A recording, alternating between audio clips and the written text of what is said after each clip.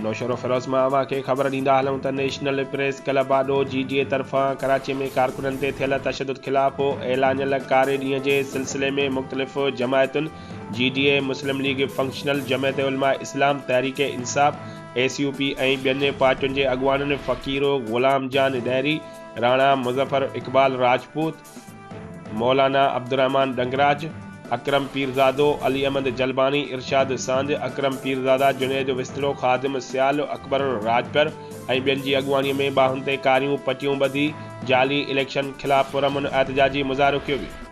उन मौक़े ते अॻुवाननि इलेक्शन में थियल धांधलीअ ख़िलाफ़ सख़्त नारेबाज़ी कई।